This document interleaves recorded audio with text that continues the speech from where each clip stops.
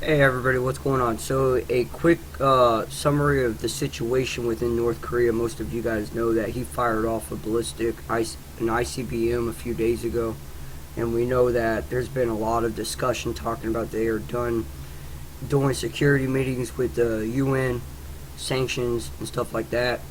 All dialogues off the table. Um, they they've really been trying to de-escalate the situation and everything that they've done, between President Moon and South Korea, trying to have open dialogue with Kim. They even wanted China to get more involved in it, and China, I've read a couple days ago that China said that what this whole North Korean issue is an American problem.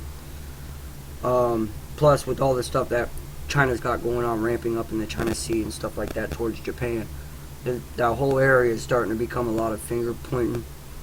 So what I want to get into with you guys real quick, and this is pretty much already becoming mainstream, so maybe you guys already know a lot about this, but this article comes from CNN Politics, and U.S. military option against North Korea come at a price. Now, the only thing I can think of when I read that, is like war, straight up. I mean, because I said this in my video before, there is no easy solution to this problem, because one, we can go over there and start a war, and Kim Jong-un even said, I brought out in my other videos that he said that he would be willing to drop a nuclear bomb on his own country to get the invaders out.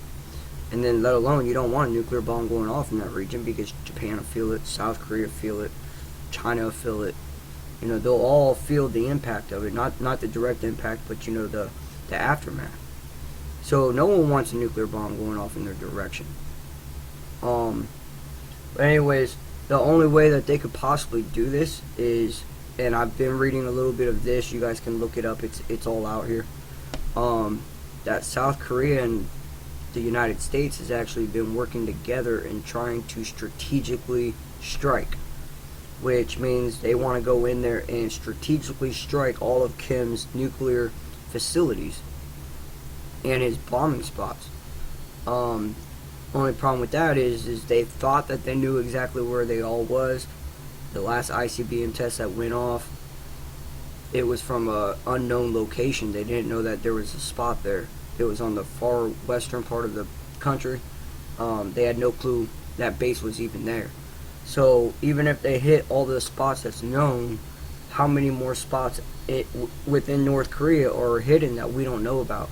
And it would just literally take, if we missed 1, 2, 5 of them, you can guarantee you North Korea would retaliate, and he would retaliate with nuclear warheads. He's been promising that. He's been saying that. All of U.S.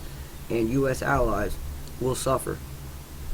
So, with that being said, I want to bring this up to you guys. Again, this is from CNN Politics.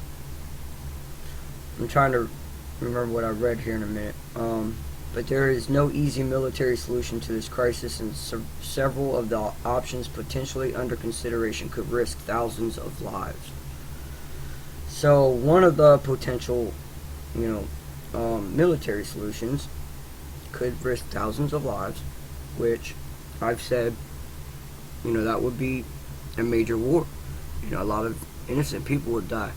I'm not saying that they're going to drop a nuclear bomb, but at the same time, it's a little something to think about.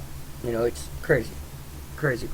I'll post the articles and the links so you guys can read them. Let's go over to CBS. Like I said, this whole story is starting to really become mainstream. So some of you guys, you take it with a grain of salt, but I'm showing the facts of what's being talked about within this situation. Up here's a video. I haven't read the article, I just watched the video. This is Rex Tillerson. He's United States Secretary of State. He's the one that tries to keep bilateral talks between all the nations with the United States. Basically, he's saying that they are done with trying to have sanctions. He's over here telling North Korea that we are not his enemy, being here in America, The United States is not his enemy, nor do we want to, or we don't even want to do a regime change. But with all the threats and provocations he's been making, Kim Jong-un's the one that's been making the relations really, really bad. You know, it's making an unsafe environment for both nations. You know, and I agree with him. I really do. But and then, you know, I just went over here, RT, to Google, and, you know, there's really not much on it right now.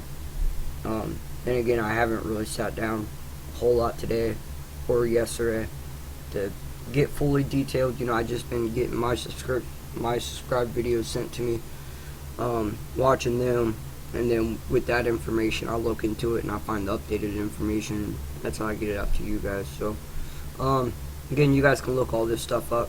You know, it's out there, and keep an eye on this because it could get out of control really, really, really quick. All right, guys.